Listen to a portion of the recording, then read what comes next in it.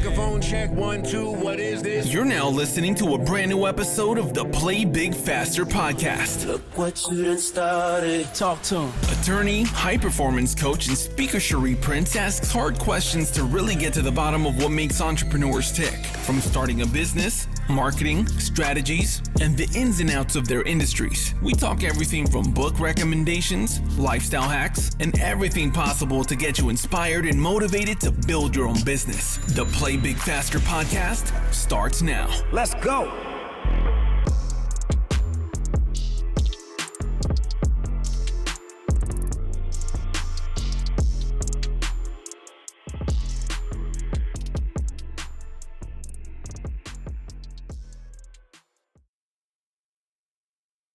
Welcome to the Play Big Faster podcast, where we discuss asset protection and advanced strategies for safeguarding your wealth.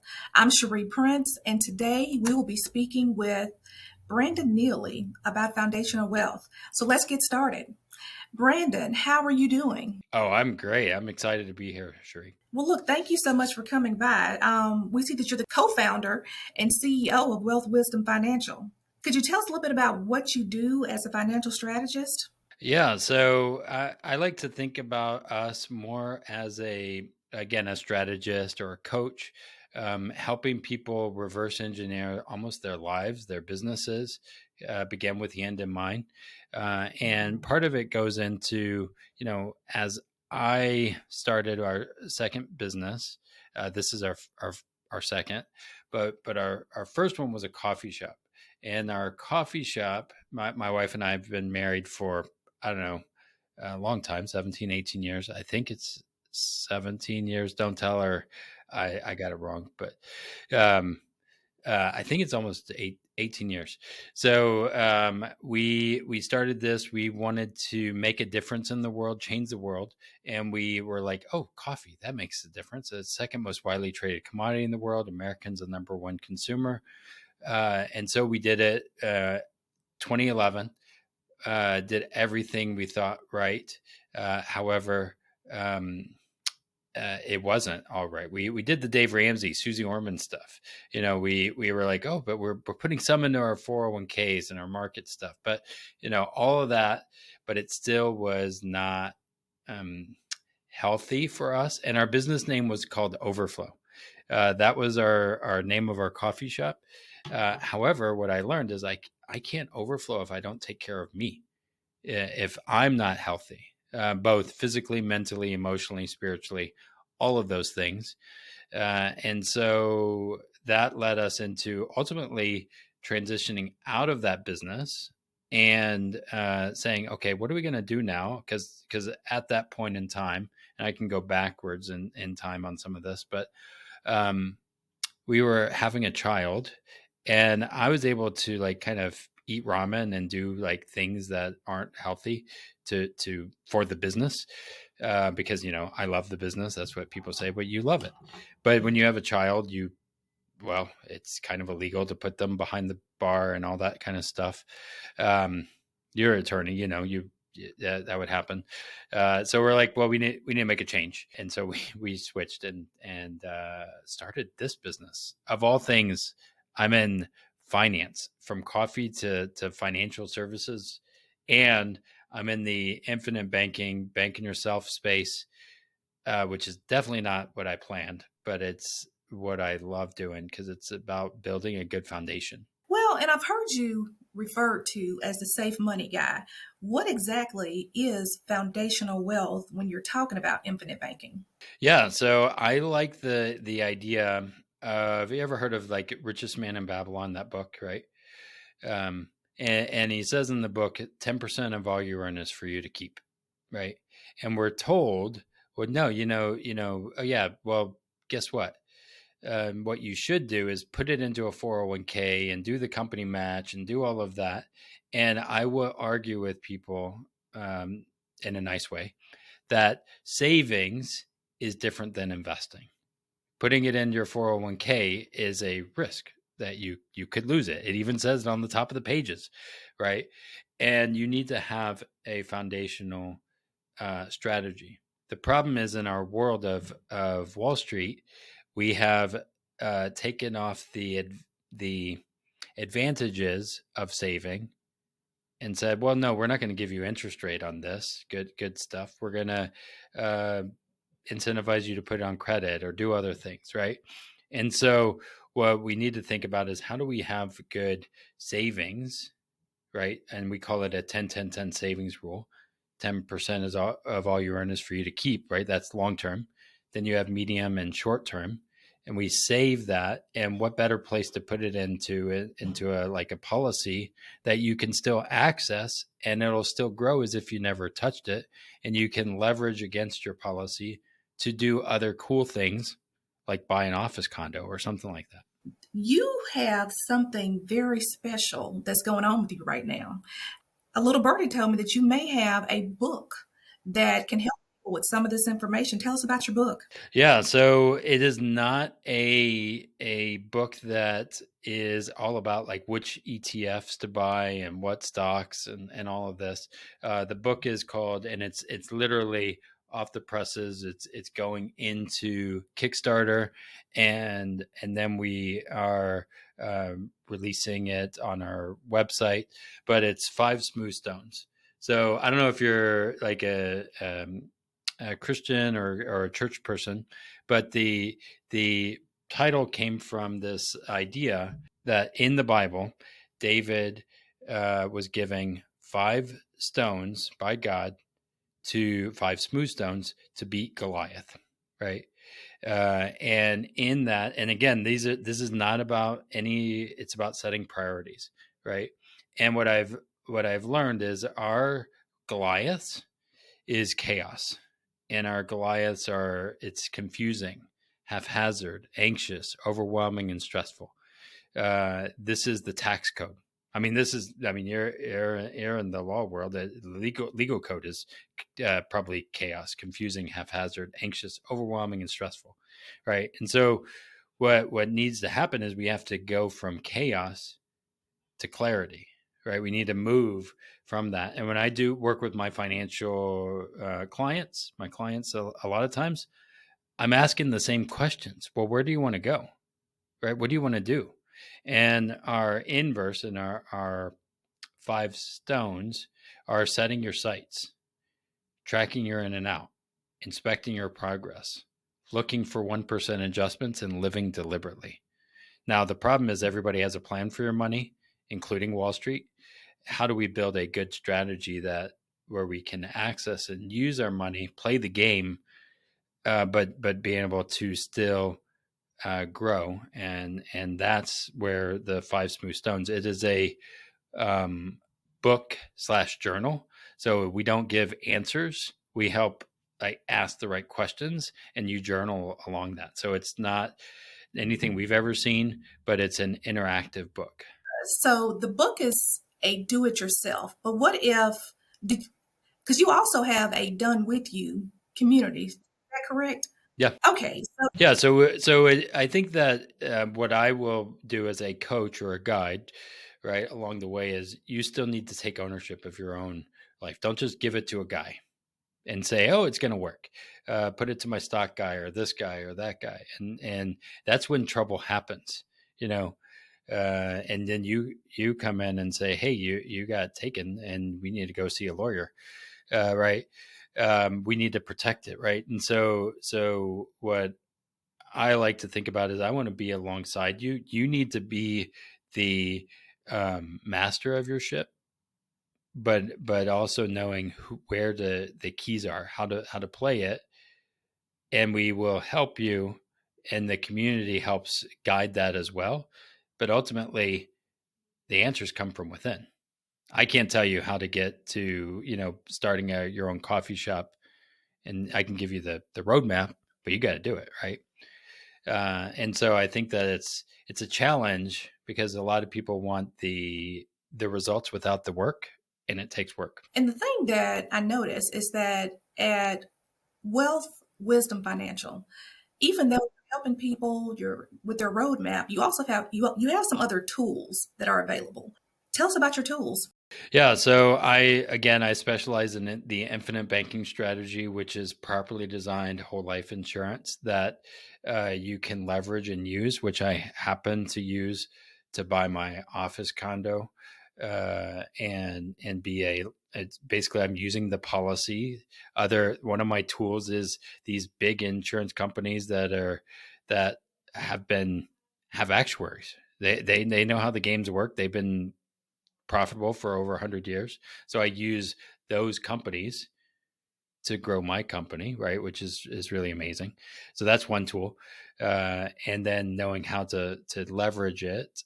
So again, one of the tools is the tax code, right? So if I know how to play the game, right? So I this is a fun thing, is I used my life insurance policy, again properly designed, took a loan against it to buy my office condo, and then my tax liability went down because of owning the. I also pay myself rent, but depreciation, right, happened. So then taxes went down because of thinking about it from a different holistic point of view. Another tool that I have is I use a system called Profit First. We are Profit First certified, and again, it's thinking about the percentages that go out, and then I just give the money jobs within those things. So I don't know if you've heard of Profit First, but it's an amazing cash flow management system that I love. Now, the great thing is, even though you and I are having this conversation, others also have access to you because you have a podcast and a YouTube channel. So if somebody wanted to just go and listen to all the great information that you have, how can they get to your podcast? Yeah, if you go to Wealth Wisdom FP, well, Wealth Wisdom Financial, look up Wealth Wisdom Financial, you can find my podcast. I'm probably on YouTube, Twitter, all the things. If you look it up, I better be searchable. Um, so if you look up Wealth Wisdom Financial, you'll see cartoon versions of me and my amazing wife. She's the smart one in our family, you know. You got me today, unfortunately, but she brings the heat there and keeps me in compliance to make sure I don't say anything illegal. Um, because that would be bad. Definitely.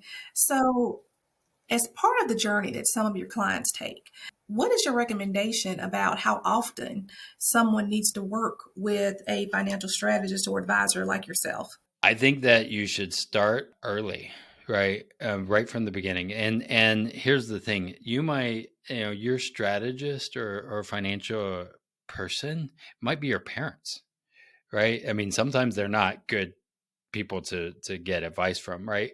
But it's like learning and being a learner from the beginning, and you start building your team because the game is always moving, right? So starting early and being teachable from the beginning, and realizing what is one of the guys, I think Mark Twain says, the things you know it just may not be so kind of idea. Not just looking and saying, well, Dave Ramsey says that, so it must be right. Like things are very complex, right? So finding a good team of people that uh, care about you and care about your outcomes and can be challenged. It's good that you mentioned that because all of the things that you mentioned are things that are needed no matter what stage you are in life. But a question that I always get is this expensive? How much does it cost? Could you kind of touch on fee structures, whether they're commission based, fee based, or just options people should look at when they're looking to engage with someone with your skill sets? Yeah, so I thought about that even with our book, right? So our book is going to be like $40, right? That's not very expensive if you think about the long range. People might say, well, that's an expensive book. It's $40, right? But you're interacting and it's changing your life, right?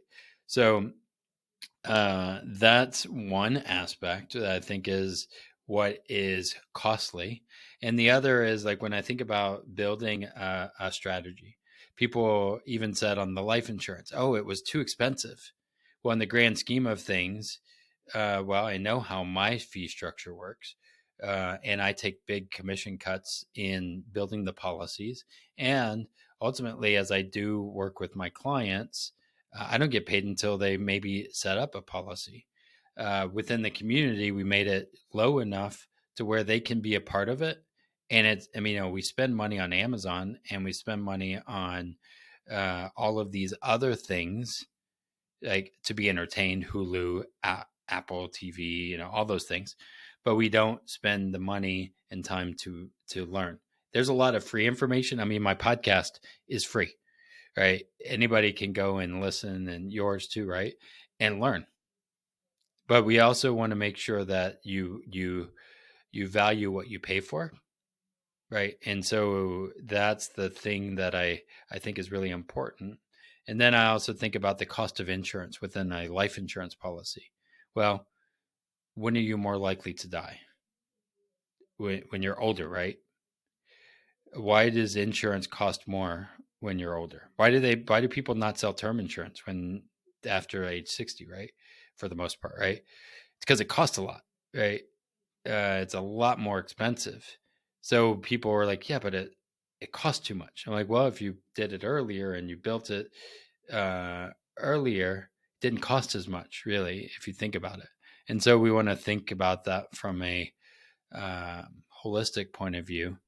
And what's the cost of not doing something? There's also opportunity cost that happens that people don't quantify. And I think about using my policy. I was able to use my life insurance policy to overcome a flood. Unfortunately, that happened. That was a cost that I incurred that was not expected. And I was able to, because I had access to capital, I was able to sell my business and not close my business. Right. And so that was one. And then I'm able to use my same policy, which was portable because I changed into other businesses, and I was able to leverage and use it for other things like real estate and, I don't know, launching a book or something. I don't know. We haven't used it for that, but we're doing a Kickstarter. But it's just thinking like creatively, and the game is moving as we go. So now that we've kind of walked through the purpose, the why, why this is important, before I even come to talk to you, what are some things that I can do to kind of prepare myself so that the clarity is there when we have our conversation about my journey on protecting my assets? Yeah, I think you have to ask, and our clients in general, we have to ask us, what do we want? What do we want life to be like? Most people are sleepwalking through life, and then they come back through and they're like, hey, how did I get here? What happened? And they never actually made a plan of what do they want, right? What do they want life to look like for them? And then you give your money jobs towards that. So I have one of my goals for me is I have a 5-year-old, and I want him to visit 6 of the 7 continents before he's 18. Right? That's a goal, right? And the reason I have it as a time-based goal, he's 5, 18, that's 13 years, right? Well, then I have to put those things in place to make sure we get there. And I didn't say that he's going alone. Right. That means I'm going with, and it's time there, and it's built around family, not about business, but all of that is interconnected. And that's the thing that we have to also think about as our family running a business. It all interconnects. And a lot of times people are not even paying themselves. That's why I like Profit First, because it says, hey, pay yourself. Because we're like, oh, but the business, we'll do it later. Well, no, you got to implement it through right from the beginning, and having a good team helps you. Now, you mentioned something early in the interview. You mentioned 2 names that are well known, Dave Ramsey and Susie Orman. And, I know there are people that are pro Dave and anti Dave. What is your stance? I know that saving is different than investing, but in terms of paying off debt first versus savings, because people, there are, different schools of thought. Should I pay my debt off and then save, or should I save and then pay my debt? It depends on the debt. Right. And this is the challenge within these financial edutainers. They'll say, yeah, you need to do this. You're crazy. You're stupid, And sometimes, it might be college debt. right? And it might be 300,000 in college debt because you thought it was going to work out and it didn't. And then I have 60-year-olds that have still student debt. Does that mean they don't save for retirement? Right? No, we got to start thinking holistically. And remember, I did not pay off all of my debt whenever we started the coffee shop, right? I still started saving, and then I leveraged the asset that I was building, my safe money, to pay off the debt, the high interest debt. And then what I think is a balance of thinking through what is good debt and bad debt. Don't be saying I owe myself this, I deserve this, and buying a car you can't afford or other things. And I think that's the challenge is we are marketed to all the time saying we deserve it when we don't. And then at the same time, so I like some of that that Dave talks about. But then I also think, how did Elon Musk buy Twitter or whatever it's called, X? Did he not leverage that from like his previous acquisition of PayPal and just kind of Tesla and roll that in? So he used debt to buy another asset. So Dave would say, "Oh, well, that was stupid." Well, I think Elon Musk is pretty rich. So we have to realize the way that money works, and banks leverage debt all the time. Don't do what the banks tell you to do what the banks do. That's fractional reserve banking. They're using your money you put in there to go give it to somebody else at a higher interest rate. So how do we play that game and understand that we are all in the banking business, every one of us, and don't be the crazy person that's buying using cards and it's 23% interest. That's not as smart. But understanding how do we leverage that wisely. That's why people buy houses, right? But then escrow savings in a house and why interest rates are going up, right? Because people are like, oh yeah, well, we need to figure this out. Let's raise interest rates to the lower. I don't know. This whole thing is a mess, but so the answer is, I like some of that. He doesn't have it all together whenever he thinks about infinite banking type policies. Not all policies are the same. The way in which he talks about it, I'm like, yeah, I wouldn't do that policy either, that Dave says. But the other factor that I think about too, and I'll hush from here, is how did that whole system of line of thinking work for our parents? Our former business name was Grandma's Wealth Wisdom. And the tagline is sometimes intelligence skips a generation. There's this idea of sequence of returns and volatility that people are saying now that 4% rule doesn't actually work anymore, that it has to be a lot less. And what we've said is wisdom isn't working. And we have to go back and say, maybe we were all led astray. Now, and for those that are not familiar with the 4% rule, what is the 4% rule? Basically, it's saying your assets, if you had like $1 million, you could conservatively take 4% from that and not worry about running out of money, right? And there's experts out there. Wade Fowle, he's a doctor of retirement, right? He's saying, well, that's not going to work anymore. It was great maybe at the time, but it's more like 2.8 or less, right?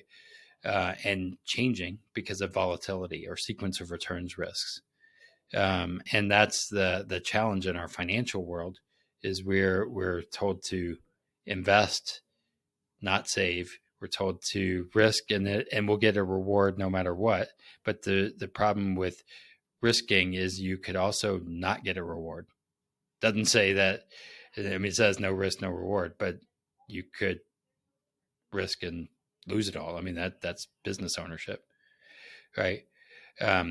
So we have to rethink, and I like to think about it from a cash flow perspective. Build our good foundation, regardless of what happens, regardless of a COVID crisis or aliens or something else that's going to happen. I don't know.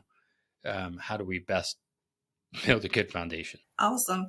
Brandon, you have really given us some gems today. Is there something that you want to leave the audience with? Just some parting thoughts? Yeah, my main thing is you, as the listener, be the master of your own ship. Don't just hand the keys to somebody like me and say, you do it for me, or to, anybody, right? You have to understand how it works. You're not going to be an expert in law like Cherie, you are, but we want to at least kind of have a vague idea, so we know we're not being taken. And then, of course, go to wealthwisdomfp.com/shop, and we have that Kickstarter going. It's probably already halfway done, if not all the way done. But you can pre-order this 5 Smooth Stones book. In the book, we have spreadsheets and all kinds of things like we put in here. I don't know if you can see this, but we put that in there because we wanted it to be, what would I do? And thinking from a business owner, how do I make sure and pivot if the business isn't going well? What are the indicators that are telling me blinking red, things are wrong, or it's green, let's move forward. We wanted to have those dashboards in place. So go to wealthwisdomfp.com/shop if you want to buy that. And of course, find us on YouTube, Twitter, social media, or wait, it's not Twitter, it's X, YouTube, Facebook, I don't know, wherever it's at. Well, look, that brings us to the end of this episode. Brandon, thank you so much. And listeners, if you have not already secured a copy, please go check out Brandon's new book, 5 Smooth Stones. And until next time, play big faster.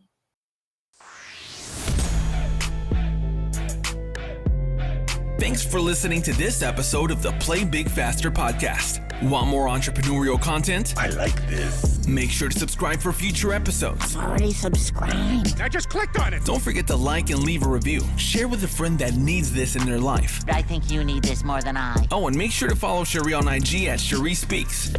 And remember to play big faster.